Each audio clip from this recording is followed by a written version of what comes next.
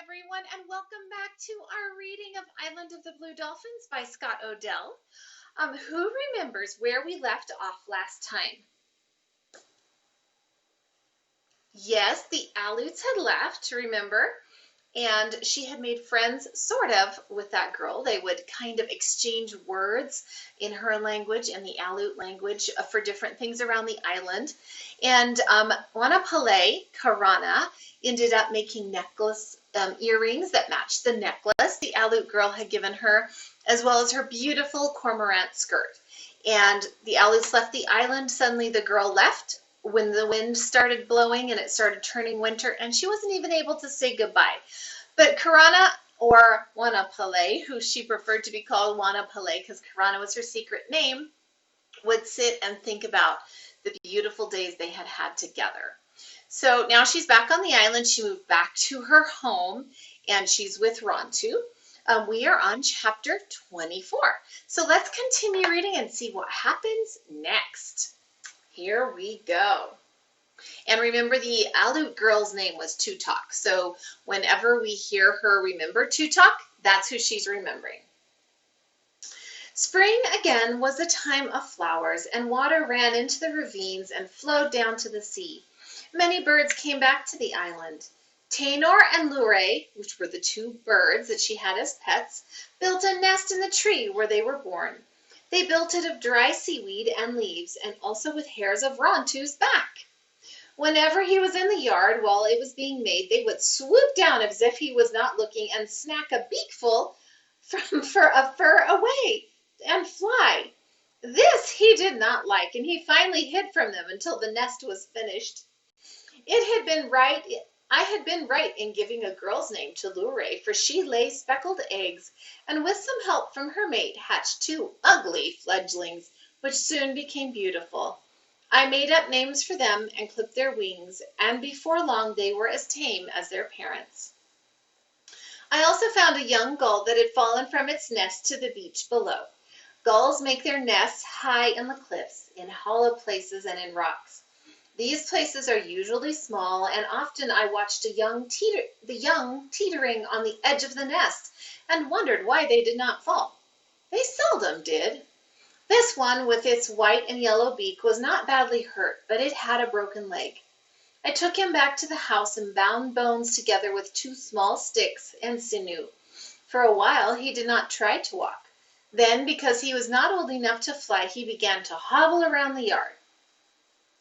With the young birds and the old ones, the white gull and Rontu, who was always trotting at my heels, the yard seemed a happy place. If only I had not remembered Tutok.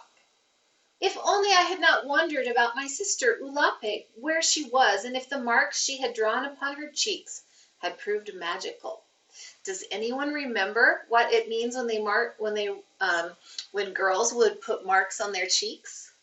Yeah, it reminded people that they were not married, so they could get married. They were unmarried and they were ready to get married.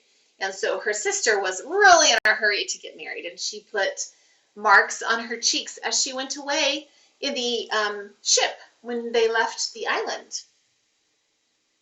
If only I had not wondered about my sister Ulape, where she was, and if the marks she had drawn upon her cheeks had proved magical. If they had, she was now married to Nanko and was the mother of many children. She would have smiled to see all of mine, which were so different from the ones I wished to have. Early that spring I started to gather abalones, and I gathered many, taking them to the headland to dry. I wanted to have a good supply ready if the Alouds came again. One day, when I was on the reef filling my canoe, I saw a herd of otter in a kelp nearby. They were chasing each other, putting their heads through the kelp and then going under and coming up again in a different place. It was like a game we used to play in the brush when there were children on the island. I looked for Monini, but each of them was like the other. I filled my canoe with abalones and paddled toward the shore. One of the otter followed me. As I stopped, he dived and came up in front of me. He was far away, yet even then I knew who it was. That's so cute. Let's see. I knew who it was. I never thought I would be able to tell him from the others. but I was sure it was Monini, and I held up one fish that I had caught. Otters swim very fast, and before I could take a breath, he had snatched it from my hand. For 2 moons I did not see him, and then one morning while I was fishing he came suddenly out of the kelp. Behind him were 2 baby otter. They were about the size of puppies, and they moved along so slowly that from time to time Monini had to urge them on. Sea otter cannot swim when they are first born, and have to hold on to their mother. Little by little she teaches her babies by brushing them away with her flippers, then swimming around them in circles until they learn to follow. Monini came close to the reef, and I threw a fish into the water. He did not snatch it as he usually did, but waited to see what the young otter would do. When they seemed more interested in me than the food, and the fish started to swim away, he seized it with his sharp teeth and tossed it in front of them. I threw another fish into the water for Monini, but he did the same things as before. Still the babies would not take the food, and at last, tired of playing with it, swam over and began to nuzzle him. Only then did I know that Monini was their mother. Otter mate for life, and if the mother dies, the father will often raise the babies as best he can. This is what I thought had happened to Monini. I looked down at the little family swimming beside the roof. Monini, I said, I'm going to give you a new name. It is Wanani, which fits you, because it means girl with the large eyes. The young otter grew fast, and soon were taking fish from my hand, but Wanani liked abalones better. She would let the abalone I tossed her sink to the bottom and then dive and come up holding it against her body, with the rock held in her hand. Then she would float on her back and put the abalone on her breast and strike it again and again with the rock until she had broken it. She taught her young to do this, and sometimes I sat on the reef all morning and watched the 3 of them pounding hard shells against their breasts. As if otters did not eat abalones this way, I would have thought it was a game they played by Wanani just to please me. But they all did, and I always wondered about it, and I wondered this time too. After that summer, after being friends with Wanani and her young, I never killed another otter. I had an otter cape for my shoulders, and I used it until it wore out, but never again did I make a new one.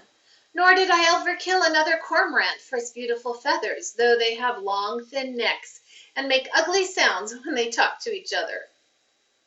Nor did I kill seals for their sinews, using instead kelp to bind the things I needed. Nor did I kill another wild dog. Nor did I spear another sea elephant. Ulape would have laughed at me, and others would have laughed too, my father most of all. Yet this is the way I felt about the animals who had become my friends and those who were not, but in time could be. If Ulape and my father had come back and laughed, and all the others had come back and laughed, still I would have felt the same way, for animals and birds are like people too. Though they do not talk or do the same things, without them the earth would be an unhappy place. I love that part of the story because we talked about how she's a static character in her love for animals, and you can just see everywhere she goes, she makes friends with her animals, she helps animals, and now she just tells us that she doesn't make any more things out of animals. She finds kelp and things to make what she needs with. So that is always super, super cool to hear. Okay, let's read chapter 25, see what happens next. The Alouds never again came to the island of the blue dolphins, but every summer I watched for them, and early every spring I gathered shellfish, which I dried and stored in a cave where I kept my canoe. 2 winters after they left, I made more weapons, and a spear, a bow, and a quiver of arrows. I also stored in the place, these things I also stored in the place beneath the headland, so that if the hunters returned, I would be ready to go to another part of the island to move from cave to cave, living in my canoe, if necessary. For many summers after the Alouds had gone and the herd of otter left Coral Cove, the otter which had survived the Aloud spears and by now were aware that summer was a time of danger, would lead the herd away. They went far off to kelp beds of tall rock where they stayed until the first storms of winter. Often Rantu and I would go out to the rock and live there for several days, watching, catching fish for Wanani and the others I had come to know. One summer, the otter did not leave, the summer that Rantu died. I knew then that none of the otter who remembered the hunters were left, nor did I think of them often, nor of the white men who had said they would come back, but did not come. Until that summer, I had kept count of all the moons since my brother and I were alone upon the island. For each one that came, I cut a mark in the pole beside the door of my house. There were many marks from the roof to the floor, but after that summer, I did not cut them any more. The passing of moons now had come to mean little, and I only made marks to count the 4 seasons of the year. The last year, I did not count those. It was late in the summer that Rantu died. The days since spring, whenever I went to the reef to fish, he would not go with me unless I urged him. He liked to lie in the sun in front of the house, and I let him. But I did not go so often as in the past. I remember the night that Rantu stood at the fence and barked for me to let him out. Usually he did this when the moon was big, and he came back in the morning, but that night there was no moon, and he did not return. I waited all day for him until almost dusk, and then I went out to look for him. I saw his tracks and followed them over the dunes and the hill to the lair where he had once lived. There I found him lying in the back of the cave all alone. At first I thought he had been hurt, yet there were no wounds on him. He touched my hand with his tongue, but only once, and then he was quiet and scarcely breathed. Since night had fallen and it was too dark for me to carry Rantu back, I stayed there. I sat beside him through the night and talked to him. At dawn I took him in my arms and left the cave. He was very light, as if something about him had already gone. The sun was up, and I went along the cliff. Gulls were crying in the sky. He raised his ears at the sound, and I put him down, thinking that he wished to bark at them, as he always did. He raised his head and followed them with his eyes, but did not make a sound. Rantu, I said, you've always liked to bark at the seagulls. Whole mornings and afternoons you've barked at them. Bark now, please, for me. But he did not look at them again. Slowly he walked to where I was standing and fell at my feet. I put my hand on his chest. I could feel his heart beating, but it only beat twice, very slowly, loud and hollow like the waves on the beach, and then no more. Rantu, I cried, oh, Rantu. I buried him on the headland. I dug a hole in the crevice of the rock, digging for 2 days from dawn until it was the going down of the sun, and put him there with some sandflowers and a stick he liked to chase when I threw it, and covered him with pebbles of many colors that I had gathered on the shore. So Rantu's died. She's been on the island for so long that Rantu has died. So we don't know exactly how many years she has been there, but we do know that dogs, depending on what kind of dog they are, they might live from 7 maybe to 15 years, depending on what kind of dog they are. So the question is, how long has she been on the island? How old was Rantu when she got him? So if he was already 7 years old, he would only have been able to live for another 7 to 8 years after all the battles that he had with other dogs and things like that. But she stayed by Rantu for his whole entire life, and then he just got tired and he died. And so she buried him in a very special place where she would have a memory of him, and now she doesn't have a companion to be with her when she's going out and doing things. So that's a sad chapter. We're gonna read the next chapter, chapter 26. That winter I did not go to the reef at all. I ate the things I had stored and left the house only to get water at the spring. It was a winter of strong winds and rain and wild seas that crashed against the cliffs, so I did not have to go out much, even if Rantu had been there. During that time, I made 4 snares from notched branches. In the summer once, when I was on my way to the place where the sea elephants lived, I had seen a young dog that looked like Rantu. He was running with one of the packs of wild dogs, and I thought, though I caught a glimpse of him that he was Rontu's son. He was larger than the other dogs and had heavier fur and yellow eyes, and he ran with a graceful stride like Rontu's. In the spring I planned to catch him with the snares I was making. The wild dogs came to the headland often during the winter, now that Rontu was gone, and when the worst of the storms were over, I set the snares outside the fence and baited them with fish. I caught several of the dogs the first time, but not the one with the yellow eyes. Since I was afraid to handle them, I was forced to let them go free. I made more snares and set these again, but while the wild dogs came close, they would not touch the fish. I did catch a little red fox, which bit me, and when I took her out of the snare, yet she soon got over her wildness and would follow me around in the yard, begging for abalone. She was very much of a thief. When I was away from the house, she always found some way to get into the food, no matter how well I hid it. So I had to let her go back to the ravine. Often, though, she would come at night and scratch at the fence for food.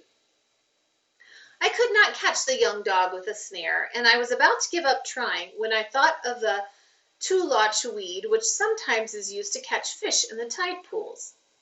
It was not really a poison, but if you put it in water, the fish will turn over on their backs and float. I remembered this weed and dug some where it grew on the far side of the island. I broke it up into small pieces, which I dropped in the spring where the wild dogs drank. I waited all day, and at dusk the pack came to the spring. They drank their fill of water, but nothing happened to them, or not much. While they frisked around for a while, I watched them from the brush and trotted away. Then I remembered chal, which some of the men in our tribe used and is made up from ground seashells and wild tobacco. I made a big bowl of this, mixing it with water, and put it in the spring. I hid in the brush and waited. The dogs came at dusk. They sniffed the water and backed off and looked at each other, but at last began to drink. Soon afterwards, they began to walk around in circles. Suddenly, they all lay down and went to sleep. There were 9 of them lying there by the spring. In the dim light, it was hard to tell the one I wanted to take home, but finally I found him. He was snoring as if he had just eaten a big meal. I picked him up and hurried along the cliff, being frightened all the way that he would wake up before I reached the headland. I pulled him through the opening under the fence and tied him with a thong and left food beside him to eat and some fresh water. Before long, he was on his feet, gnawing through the thong. He howled and ran about the yard while I cooked my supper. At night, he howled, but at dawn, when he went out of the house, he was asleep. While he lay there by the fence sleeping, I thought of different names for him, trying first one, then another, saying them to myself over and over. At last, because he looked so much like his father, I called him Rontu Aru, which means son of Rontu. In short time, he made friends with me. He was not so large as Rontu, but he had his father's thick coat and the same yellow eyes.